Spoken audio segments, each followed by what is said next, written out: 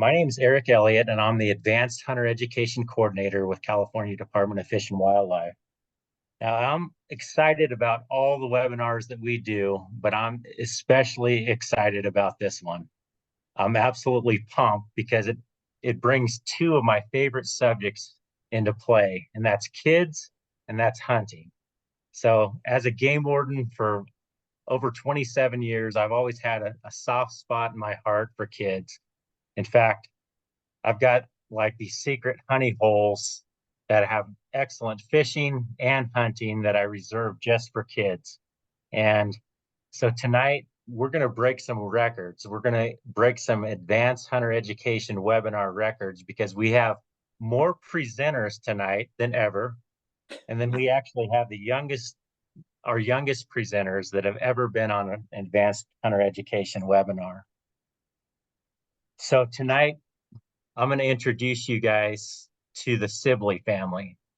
So let's start with Joel. Joel, tell a little bit about yourself. We know that you're a hunter education instructor. What else do you do for a living, bud? A firefighter, and just do my best to get the kids out hunting. I love it. And then we've got Tessa. She's your oldest, right? Tessa, introduce yourself to us and tell us what George is the oldest. Oh, George is the oldest. Georgia, let's start with you. I'm sorry. Georgia, tell us what you like to hunt the very most.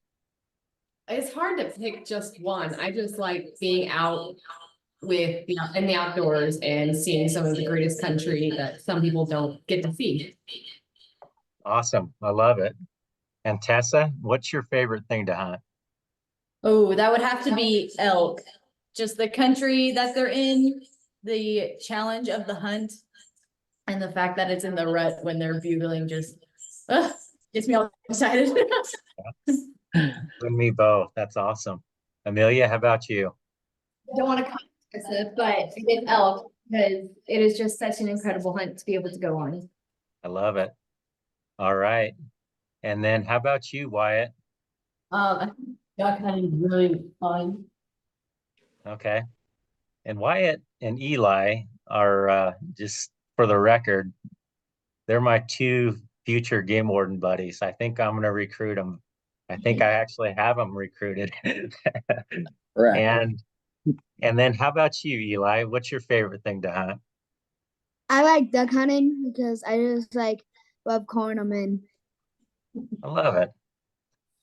All right. So we want to spend a little bit of time and congratulate you, Wyatt, on your first buck. Outstanding job. Tell us a little bit about the best part of this hunt, brother. The best part was cleaning them out and getting them. Okay, very good. So I think I owe Wyatt a hot fudge sundae or something. I told him, you got a hot fudge sundae coming, and that comes right on the heels of our last webinar, which coincidentally was hunting fitness. So we're not going to talk about that with some of the presenters. So I want to introduce everybody to my son, Jasper. Thanks so much for being on here with me tonight. I appreciate it. Jasper is 13 and he's a joy to hunt with, and I'm looking forward to getting some insight from him tonight.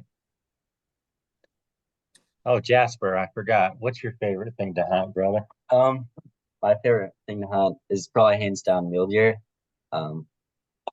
We hunt mule deer in Nevada, and it's just such a pleasure to get in close and to see their natural habitat. And yeah, I just really enjoy that. Very good. Yeah, I think that's my second favorite. I think elk. I'm with Tessa and Amelia on elk being my favorite. How about you, Joel? What do you like to hunt the most? So far I've never hunted sheep, but elk by far. Yeah. The country that they're in, the challenge you have to face every day getting up and in the weather and that kind of terrain is just incredible to me. Awesome.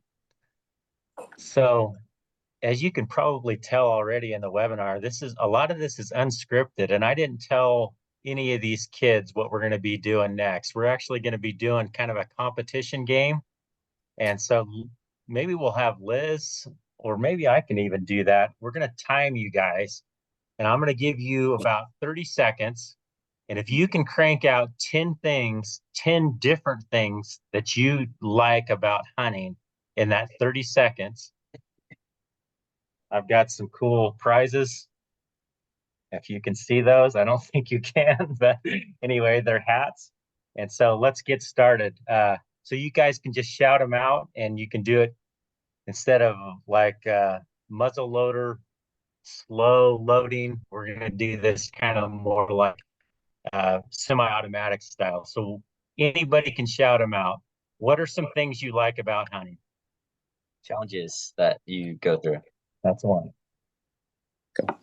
Memories you make with your family. Oh man, Being connecting it. eat. Very good. and harvesting so you could feed your family. Yes, I love it. Keep them coming, boys and girls. Being out in the outdoors. Kind of the outdoors, yeah. What else, girls? Challenge. I don't know if that was already said. Challenges, yep, absolutely. Learning about the animals. Whole adventure about Animals. Outstanding. Well done, guys. I don't think you quite got 15, but I might be generous to you guys anyway. So yeah, those are all such good reasons to hunt. And it's interesting, Joel, there's some of the same reasons that you and I like to hunt, aren't they? For sure. Absolutely. It's the same values. It's the core values of being outside constantly, chasing animals, learning about them, seeing everything else around them, Yeah, and then hopefully putting some meat on the table. yeah, absolutely. So the goal of tonight's webinar is to give some practical ways that we all can help young people foster a lifelong passion for hunting and the outdoors. So I'll bet you there's some questions out there right now, and people are asking, okay, so what happens if I don't have kids in the house? What happens if they're grown? What happens if I never have had kids? Is this webinar still for me? And my thought on that is absolutely. You don't have to hunt with your own kids. There's so many ways you can get kids involved, and we're going to be talking throughout, especially at the end of the webinar, on different ways you can get involved and hunt with kids and mentor them. I think some of the best hunts that I've ever been on have been with not only my own kids, but also kids, just family friends. And you're able to connect with them and build friendships and build rapport that you can't build just sitting around at the house. And so I'm thankful that we have that hunting builds that kind of rapport with people. So Joel, I noticed all your kids absolutely love to hunt, and it sounds like you started them young. Give us some tips. Did you initially set out to have all your kids hunt? Give me your strategies on what you did here. Well, I mean, there really wasn't a strategy. We are so into the outdoors as far as hunting. I mean, I appreciate it. I enjoy it. You know, I love it. I love hunting. I love being outside. And I think from the get-go, the kids were just, that's what we did. We would take off, we'd go hunting. Some of the kids were too young. They didn't get to go. They'd kind of crave it, seeing everybody else going out and having fun.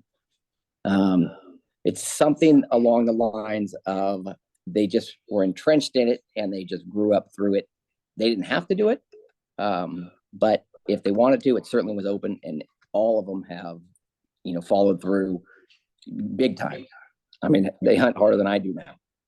Right. Yeah, absolutely. So Sibley girls, what do you remember? Do you remember your first hunt? Georgia, let's pick on you. Do you remember a first hunt? Yeah, I think so. I think it was my first turkey. Okay. How about you, Tessa? my first hunt would probably be a turkey, and that was just since then I just love. Yeah. Amelia, same thing? Mine was a turkey as well. Awesome. Outstanding. And how about you, Jasper? Do you remember your first hunt? Yeah, just shooting rabbits out in the backyard. That was my first memory. Yeah. Love it. So how do you start them young? And I think I remember our boys being, even as they were being potty trained, this is a little bit embarrassing. But even as they were being potty trained, we'd give them Outdoor Life magazine, and next thing you know, they're bugling while they're doing their thing on the pot. And so how about you, Joel? How did you start them young? So we spent a lot of time from the get-go. Obviously, I mean, hunter ed instructor, but I mean, we do this regardless of what, I'm trying to, get conveyed. They learn gun safety from the first time they touch a BB gun, first time they, any gun that they have, they learn gun safety. From that carries a little bit of responsibility. They have earned it. Now we can go out and we can start shooting, targets. Then pretty soon that turns into we're shooting turkeys, we're shooting, deer, whatever it is. But just getting them excited and kind of catering the hunt to them to a certain degree.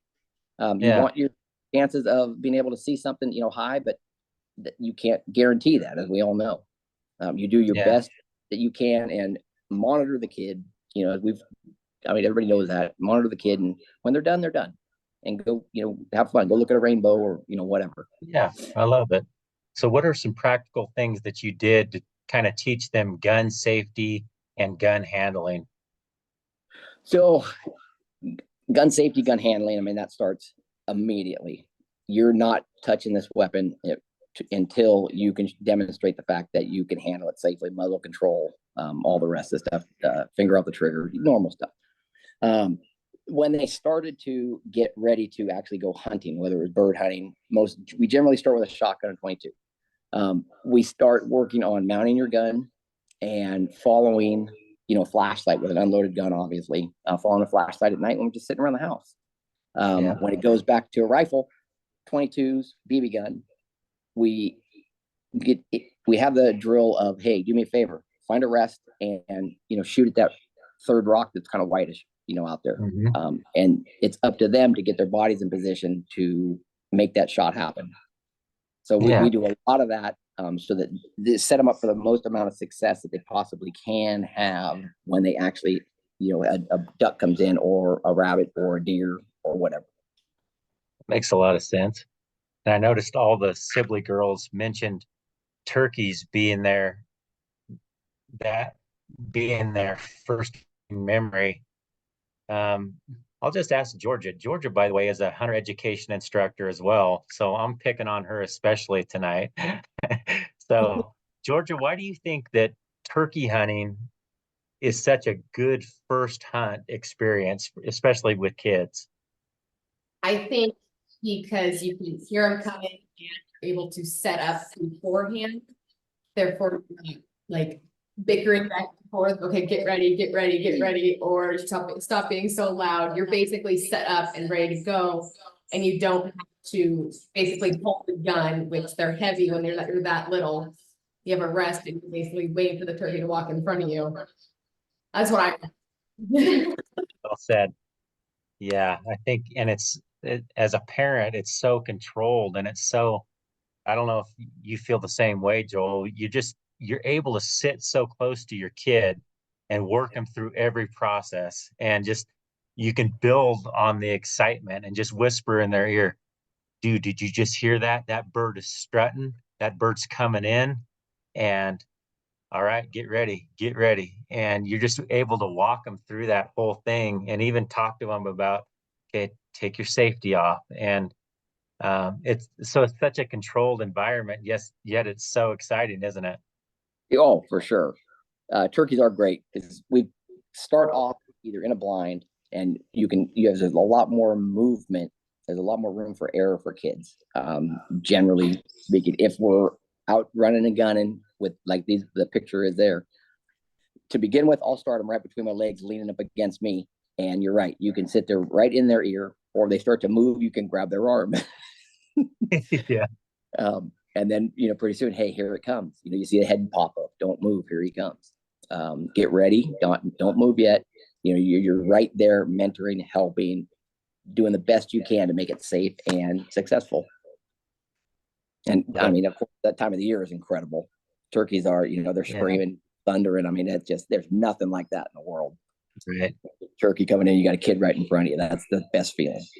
Yeah. I think it's another, just a super practical tip is just to engage all the kids' senses. And now, is this Eli or is this Wyatt? Wyatt. Okay. I love that you got him handling birds and you could just see that big old smile on his face. And I think that we did that regularly too. Even when the kids were so little, is we'd make a big deal. I'd call before I got home and run a hunt, and whether it was a quail or even fish, we'd bring them home and have them come out into the driveway and just take a look. And we'd get them involved in the cleaning process right then. And it looks like you did very much the same thing, Joel. Yeah, I don't even believe he had his license yet. I think the girls were participated in a postseason youth hunt, and he begged and begged to go the prior year. So we took him this year. And I mean, as soon as the first bird made it back to the blind, you know, he was all over it. They want to, like you say, look at it, play with it, feel the feathers, look at the differences between the two different types of animals or birds. And then, of course, you know, he wouldn't let go of them. I mean, he was fighting the dog to get out there and go get them. Yeah, right. I love it. So let's talk a little bit about fostering a culture of hunting within a family. Tell us it sounds like you guys spend a lot of time outdoors as a family. So do you remember how your mom and dad did this, Tessa, as far as getting you guys involved in it? Do you remember even like having an option of like, can I do this? Were you made to do it, or did you want to do it? After seeing my dad go on all these great adventures where he would be gone for a little while and he'd come back with either it was an elk, a deer, it just made us want to go with him, or even being his bird dog when he was dove hunting. All of that. I love it. Well said. I think that, yeah, for us, it's just something that we do as a family. And I think just I think there's something to not giving kids so many different options. And it's like, hey, do you want to go to Disneyland? Do you want to go to Six Flags? Do you want to play video games? I think it helps to be like, let's do this. This is what we do as a family, and just setting that kind of helps foster a culture of hunting. And then also just not having a bunch of money to be like, all right, we're going to Hawaii. No, actually, we're not. We're gonna go hunting. Does that make sense to you, Joel? Oh, absolutely. I mean, even if we did have the money, that would be the last thing that we would do. That's just us as a family. We'd rather go outside, you know, in the 100-degree weather right now and, you know, go hang out with the horses, or you can go get binoculars. And I mean, watch the hen. We got hen turkeys right now that are just coming off a nest. And I mean, that's something that's talked about. Kids come running back inside. Hey, there's a hen, 3, babies out down by the pond. Right. That's exciting news to them. And that's all part of it. Yep, you're right. So this might be the best selfie that I've ever seen. Georgia, did you take that? Yeah, I did. Right on. I love it. Holding onto the tree, trying not to fall off the mountain. Yeah. So I can honestly say that some of my best memories have been with hunting with my kids, and I just pray that I never lose those memories. And you're just able to, I think that's one of the things about fostering just that hunting culture within a family, or even within a group of kids. I know Jasper has that with buddies that he hangs out with, and they talk about it. They talk about it, and that talk is contagious with buddies, isn't it? Totally. Yeah. So tell us a little bit about this hunt. Who actually harvested? That was me. You did that, Georgia? Yeah. Awesome. Outstanding. How many elk have you killed? 3. Very good. Got you beat, Jasper. All right. How about you, Amelia? How many elk have you harvested? Me? I Yeah. only got 1. Okay. Awesome. Very good. And I just love, you can just see the joy in everybody's faces and their smiles. I think that this is something it's rarely talked about. It's talked about with adults, and like there's a big craze of backcountry hunting, and a lot of people get into hunting for this grand adventure, but they somehow like leave the kids out of the adventure. And I think it's since it's such a big part of why I hunt. It's like, why are we leaving the adventure out when we start talking about kids with hunting? Tell us about Amelia and Tessa. This looks like your hunt. Tell us about some of the adventure you had on this hunt. This was Emilia's hunt, so I'll let her talk a little bit about it. This hunt was incredible. Just into backcountry. We were gone for a week, and it was just amazing hunt. Just we Awesome. set up camp, got to go hike into just incredible country. Awesome. Very good. And it just screams this, it just screams adventure. You got the horses, you've got big smiles, and anybody that's been in elk country knows horses and elk country, that can lead to some serious adventure. Yeah, and that's all part of it. Yeah, exactly. So something that I think both of us, as we've talked throughout the years, Joel, one of the things, a practical thing that you can do to instill just a passion for hunting within your kids is just to give them something to look forward to. And I think that we've done that with all of our kids. And this was an archery hunt that I had. I had the tag, and I started thinking, okay, should I bring my kids on this archery buck hunt? And you don't get this tag all the time. And I was kind of kicking around the idea of, okay, what would I be most successful doing? Leaving them at home? It turns out that it just was such a dynamite hunt. Just having them there, and then also talking with them about, this is the country that you're going to be hunting the next year, and next year you're going to have a tag in here. I know you guys do the same thing. Do you take your kids like out of state? How do you do that, Joel? So they have to be able to keep up mostly, but yeah, they all go out of state. You know, when they get to not necessarily a specific age, but when they get to a specific area, you know, for them to where they can keep up and they can handle the hardships of what's going to happen, and they're going to be able to overcome any problems we have while we're there, and you know, not get burnout, you know, in 3 days and go, hey, I'm homesick, or hey, I'm cold, I need to go home. Yeah. So yeah, they all have gone out of state, or in the process of going out. I don't think Eli's gone out yet. But yes, that's what. Oh, you went antelope with us. Yeah. And yeah, 100%. They're welcome to go as long as they can stay within the parameters of what the tag holders' goals are, I guess. Right. They have fun. They have a blast. And as you know, as a parent, I mean, it's sometimes hard, and you have to really overcome some obstacles to keep them in tune and back into, hey, we still have to pay attention and get Tess or antelope or bull. Right. Exactly. So, and I think part of keeping that focus is, I think we both give them jobs to do. As you look at this left slide, you can probably barely see it, but when I arrowed that buck, I had them do all the blood trailing on it, and I we always have competitions together.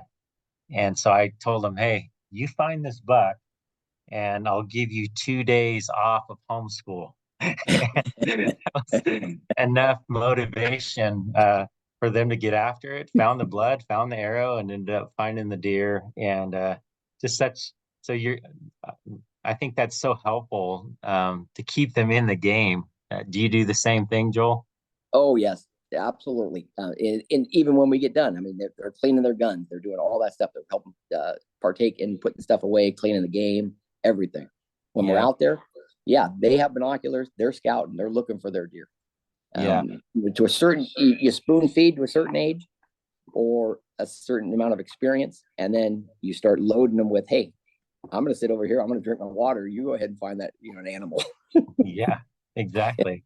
I mean, we've done the same thing. Yeah, super purposeful and making it fun. And I'll also regularly tell them, if you find a buck or an elk before me, then I'll buy you a steak dinner or whatever it is. And it's we like do that just well. keeps them rocking. Yep. So there's a lot written about raising resilient kids and having a resiliency. And I think that we never really set out to do this. Similar to you, Joel, it wasn't like a goal, like, okay, my goal is to raise kids that are tough and to do hard things. It was just, I think hunting is used as a kind of a training ground to do hard things. And as a byproduct, it kind of creates a resiliency in kids. So I kind of want to hear from the different kids on different hunts that have been challenging to you guys. And maybe we'll start with let's start with the little man. Eli, what's a challenging hunt that you've been on? Probably picking up duck decoys and 50-mile-an-hour winds. Okay. All right. That is true. How about you, Jasper? Probably an elk hunt in Colorado. It was pretty challenging just because the cow elk I was shooting at wouldn't die after like 5 shots. So yeah, it's pretty challenging. Okay, we'll talk about hunter marksmanship in a different webinar, maybe. How about you, Tessa? What's one of the most challenging hunts that you've been on, and maybe what did you learn from that? The most challenging hunt I've been on is definitely an elk hunt. The things I learned from that is part of it is the mental game. Like, I don't know. You can if your mindset is to get to the next one or keep going, you can achieve great things, I guess you could say. Yeah, absolutely. So there's an aspect of hunting that of being mentally tough. I mean, you can be. I've hunted with people that are probably in a lot better physical condition, and yet they were like ready to give up and go home after not seeing elk after a day or two. So yeah, everybody hates a bragging parent, but I'm just going to go with it anyway. So I've got a son that was in boot camp, and he ended up winning this award as like Soldier of the Cycle award. And so I asked him, so what do you think was tougher, some of the hunts that we've been on or boot camp? And he goes, Dad, the hunts that you put me through were way tougher than boot camp. So anyway, I think that's a poor reflection on me, or maybe a poor reflection on boot camp. I'm not sure, but anyway, it just makes for it creates a mentally and physically tough kid, I think. And I think that's what we're after, right? I don't think we're after, we want our kids to be resilient and tough. What are your thoughts on that, Joel? Oh, absolutely. What the effort that they're putting in And at the end, there's a reward, hopefully, even if there isn't. I mean, with a game animal or not, they've at least seen something incredible. They've been to a different spot.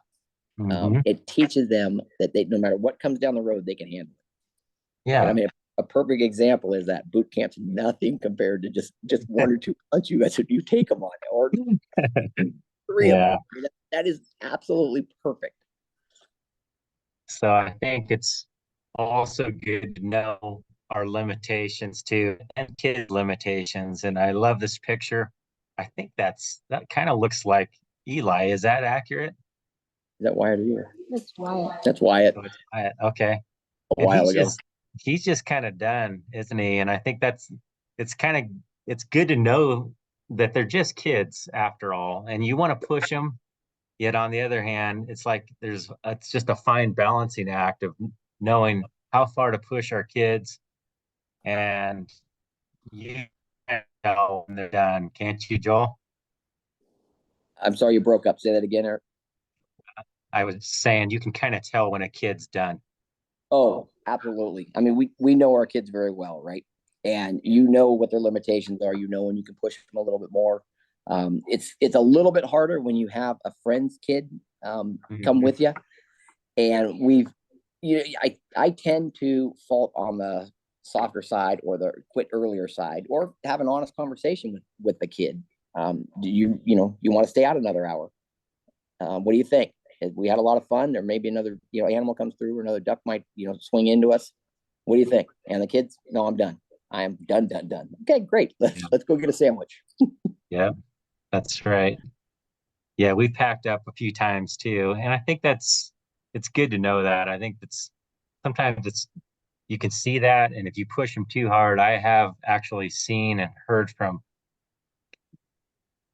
a variety of kids that just like, I do not want to hunt anymore. It was just an absolute miserable experience. And you ask why, and sometimes they're just it was just such a physically demanding hunt that they're like, I do not ever want to do that again. So kind of knowing limitations is helpful. Yes, for sure.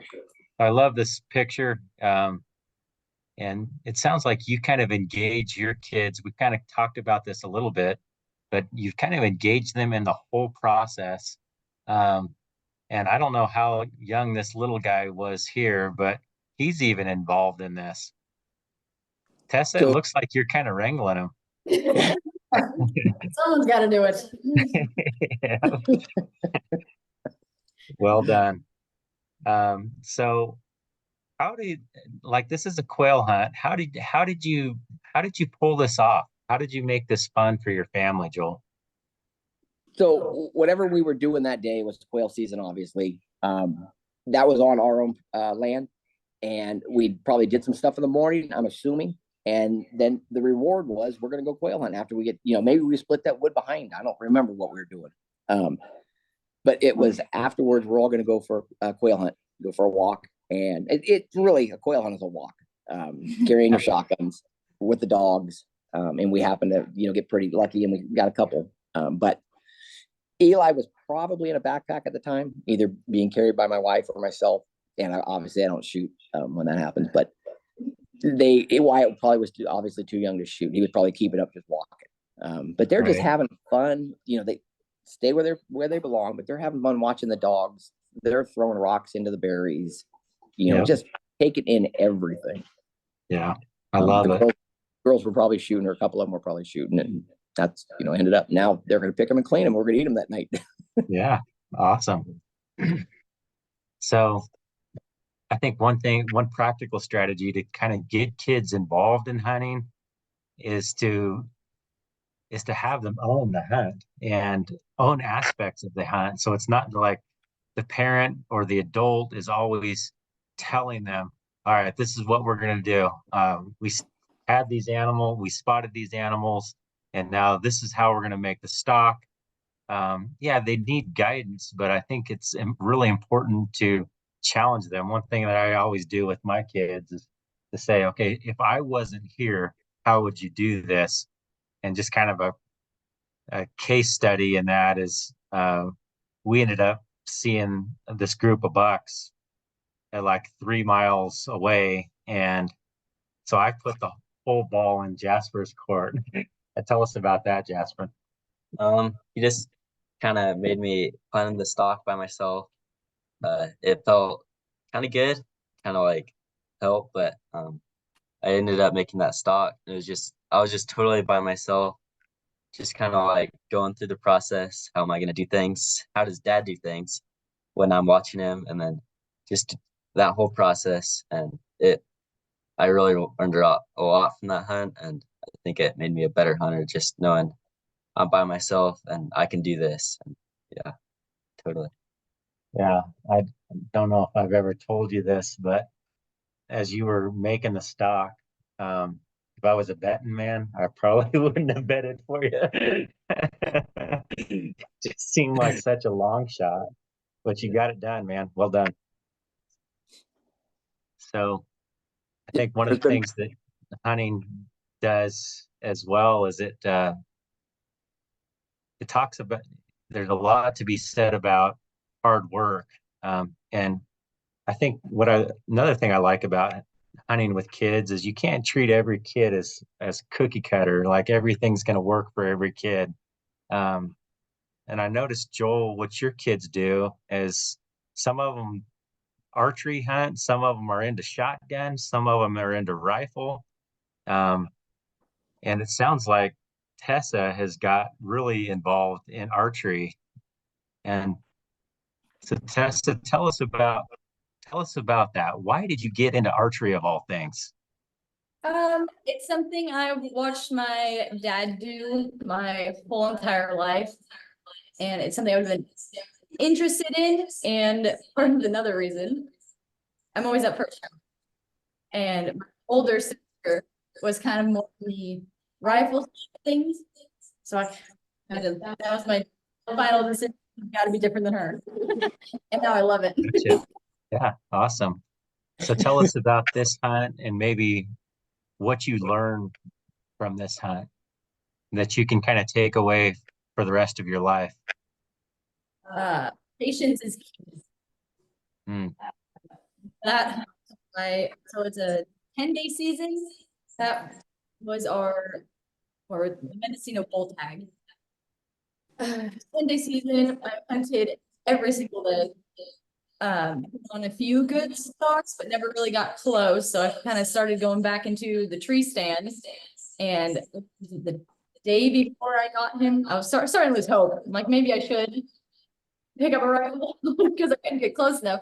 But the day before I got him, I sat in the stand for like 8 hours. I'm normally done at like 4 hours, but I guess what's one more hour, you know? But patience is key, and just getting up tomorrow. It'll pay off. It'll pay off. Well done. Well said. And congratulations on this awesome bull. I know a lot of 30 year veteran hunters that have never arrowed a bull like this. So let's switch gears just a little bit. Georgia, we're going from big bull to a 3-inch brook trout. Tell us about that, and tell us about how to manage expectations on and what really makes for a successful hunt. So that was a D6 tag, and we went like 15, 18 miles in, packed in, and we spent a couple of days looking for deer. Didn't see one, but we fished. There's a little creek feeding into a lake, and the creek was filled with brook trout about that size, and the creek was probably no more than 2 feet wide. And so that's the rest of the time we were there. There was no deer. So you didn't need a deer bag, but do you think it was still a successful hunt? Oh, absolutely. We had fun. That was probably the most fun I've had fishing in a while. So That's awesome. And I mean, that's especially with like super goal-driven people. Sometimes we get so focused on, okay, I have to fill this tag. I have to. And it takes the joy and fun out of it. And I think I should show this slide to a lot of the hunters that I contact in the field. They're just not happy until they actually harvest something. And it's like you're missing everything. You're missing the adventure. You're missing the main thing of why we hunt. Right. So I'm not going to leave you out of the bull pictures. Just wanted to say, I give a shout out to you, Georgia. Outstanding job on this bull. What was your favorite part of this hunt? Probably leaving, riding out. You cut out just a little bit, but for the audience, you said riding out. Pretty much. So yeah, we were there for a few days. We were planning for a week, but I killed him, I think, second day. But we spent the day before hiking all around.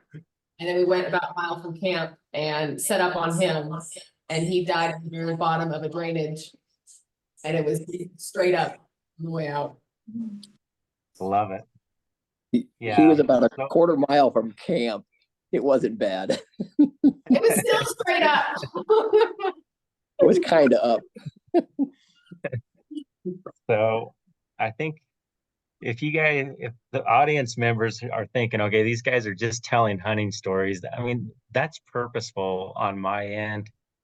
I want everybody to see that this is so fun. It's enjoyable, and I want you to catch the passion of our presenters tonight. Something that I want to hit on, and Joel, you're the one that brought this up, and I think it's such a good point. Hunting is so much more than just the harvest. So let's hear from some of our other presenters. Jasper, let's start with you. What is something that you enjoy doing besides the actual pulling the trigger of the hunt? I love hiking around. I think that's a big key. Just getting to know the country, being out in the country too, just seeing quail flush while you're deer hunting, or just, I don't know. It's just really fun being out in the country while you're hunting. I love it. How about you, Amelia? Hanging out with your family and making memories, just Yeah. being outside and seeing God's creation. Man, couldn't said it better. You get to see the most remarkable sunsets, don't you? Sunrises, sunsets. And how about you, Eli? What's something that you enjoy about hunting that maybe you don't, besides just harvesting game? I just like calling them in and just watching them come. Man, you guys are awesome. Yeah, that's one of my favorite things too. I just wish that I was a better elk caller, because I seem to make them run away. We're good at that as well. All right. Yeah, there's so many things on a hunt. It's like, yeah, my boys have spent time in camp making like log cabin forts and looking at lizards, and sometimes, looking at raptors, looking at birds of prey, and looking at how they hunt. There's just such a limitless opportunities when you're in the woods together. And this dude, it seems to be a mountain lion magnet. Every time we're in the woods, how many lions have you seen out in the woods? Like 3, maybe, probably 2 or 3. Yeah. Yeah. So anyway, I guess that goes toward the adventure of hunting. You just never know what you're going to expect. You can't rehearse it. So this is a cool thing that parents and adults get to experience when kids are into hunting. They make loads a little bit lighter. Georgia, how much meat do you think you could pack? I don't know. As much as it fits, or until I okay, can't stand up. Yeah, I love it. I think that's the coolest thing we've had that experience too. Kids packing meat out, and they're they're smiling, and then your pack weight gets lighter, and especially when you're. So yeah, I'm thankful. I'm thankful for that too. So I think we're kind of winding down on the webinar, but I think it's really important to talk about using the meat that we harvest. I love this picture. It looks like the whole family is involved. Is that typical for your family? Is that what normally you guys do, Georgia? Oh, yeah, absolutely. We start to get faster and faster every time. Yeah, I love it. And I think this is my favorite picture of the whole slideshow. We've got Georgia. She seems like she might be kind of dancing a jig. I'm not exactly sure. I was excited. But you guys just aren't afraid to get your hands dirty and get after it, and you're somehow this process of field dressing a deer, which is so intimidating to a lot of grown-ups. You guys, it looks like you just have it handled. Tell us about that, Georgia. So that was a hunt where my dad took Amelia to one spot and I was by myself in a different spot. And luckily enough, a buck showed up and I made the shot and he didn't run very far. And it was all like my first hunt that I was successful and alone. Kind of what Jasper was saying earlier. It was really rewarding from that standpoint. Love it. So Amelia, I've got to ask you, I don't see your hands super dirty here. Do you usually just kind of step back and let Georgia take care of things? Is that pretty typical? What? Of letting your older sister get really bloody and you can kind of just sit back? Whoever's deer it is, they get to get it. Okay, awesome. Very good. So you've got a deer as well. Yes. Awesome. Not as fast as Georgia, but trying to get there. Very good. And then Wyatt, tell me about the deer that you shot. Did you have someone else get it, or did you kind of get after it yourself? My dad helped me a little, and I did. Yeah, Jasper's pulled that with me a few times. Like, how do you do this again? And that's a pretty good trick, man. But it's not gonna work next time. So one thing that we regularly do in our family is it's a big thing, man. If you shoot an animal, we're just heaping praise on you. Not only it's just it's a big success for our family. And one of the reasons it's a big success is it's like you're providing for the whole family. And we're going to be eating on this picture on the left is elk meat that the boys cut up. And so we're praising them continually. It's like, dude, good job to bring home the bacon.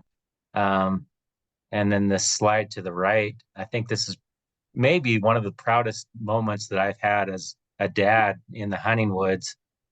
These guys butchered this elk solo. At that time, I think Jasper was 12 and my other son Spur was 16, and I wasn't able to really do anything. And they handled all the butchering process on this animal all by themselves. And anyway, well done. So we're going to kind of conclude the webinar with talking about youth opportunities for hunting. And there's all kinds of CDFW youth opportunities. There's share hunts. We're not going to get into any of these in great detail. We're just going to highlight them. There's big game hunts that are specified just for youth. There's junior waterfowl hunts, pheasant hunts, upland bird hunts. And I'm sure I'm missing some others that our department does, but with a little bit of research, you can find really, really good opportunities for youth hunting within the department. And if you have questions, reach out to me and I can kind of guide you through that process. Joel, you're going to be going through other opportunities. What's some other opportunities that you guys have taken advantage of with regard to youth hunting? So obviously you want to try and get the kids out and give them as much opportunity as possible to begin with. CWA, we've taken a lot of CWA hunts they do deer. I mean, you could look them up and they have a whole list on their hunt program. Their youth opportunities are incredible. We've taken advantage of quite a few of those, and even for our kids, mentor some friends' kids, that kind of stuff. The nice thing about this, they're private land. They do a really good job of managing them so the kids have the best chance of getting at least to see some game, possibly harvest some game. I would highly recommend for anybody, look into those hunts. Private land hunts, there's quite a few private landowners that you could go and talk to them. If I go and knock on the door, they turn you away generally. You have kids with you, a lot of times they're like, sure, not a problem. We've done really well on that by making sure they understand that I'm not here for me. I'm here, I'm not going to take the gun from him and go shoot something when you're not looking. I'm here for the kids to learn and have an opportunity to get out there and, shoot something or learn to hunt. Now, the First Hunt Foundation, you can look that up. I'm not extremely familiar with that. I know it's out there. Yeah, I'll comment a little bit about First Hunt Foundation. First Hunt Foundation is a nonprofit. It's a kind of a grassroots organization, and what they do is they pair mentors with new hunters, and the mentors are vetted and they're background checked, and so it's there's other mentor type organizations out there, but First Hunt Foundation is an awesome organization, so I would recommend checking that out online. And then Joel, talk to us a little bit about other states. I mean, and could get in a little bit of trouble for this because I'm California Fish and Wildlife, but there are such good opportunities in other states as well. Tell us about that. Yeah, and I mean, I'll give California a good plug. They do a really good job for having youth hunts available. They have quite a few, and the apprentice system, the big game tags and all that. Having it out there, having the tags cheaper is huge to me. So now in other states blow California away as far as their prices and the opportunities. Look into those. Other states, Idaho is the top of my list. I'm not very familiar with Colorado, but Wyoming, those two, Idaho and Wyoming, do amazing jobs getting kids tags in really good areas for a very, very small tag fee. And, the downside of it, you've got a 20-hour, drive commute. And once again, it's usually during, school time, but to me, it's worth it. I'll take kids out of school anytime to go hunt. I agree. I think some of those those out-of-state hunts also make for just that great adventure, and you're able to show kids just so many. There's a lot of wildlife available, and so when kids are seeing wildlife, oftentimes they're getting pumped to hunt. So this is our resources page. Joel gave me permission to put his email address on there. So if you want to, take your phone out and take a quick picture. And as always, you can contact me, call me, text me, email. I'll be happy to help in any way that I possibly can. And then just in conclusion, like at the end of the day, what matters the very most, and I'm learning this. I'm kind of a slow learner on this because I get so focused in such tunnel vision. Jasper can attest, and I think I learned from my hunting mentor, and what he ended up doing is he cared more about his kids than he did actually harvesting an animal. So there were times when I actually asked his daughter about, so what was your favorite part of the hunt? And she went on to say, I knew because my dad stopped a stock on a mature mule deer. He stopped it and he came back because I was a little bit worried. It was getting dark. I knew for a fact that my dad cared more about me than this animal. And so I guess in conclusion, our kids and people matter more than hunting. And at the end of the day, that's what they're going to remember probably more than anything else. Would you agree with that, Joel? Oh, yes, for sure. They know that no matter what happens, whether they miss, whether they hit, it's going to be the same to us. We had a great time. We're out there to have fun, enjoy it, experience it. And yeah, sure, it's a bummer if you miss, or maybe you're too noisy, blow an opportunity. But they know the love's there. They know why we're there. For sure. All right. Well, let's conclude our webinar.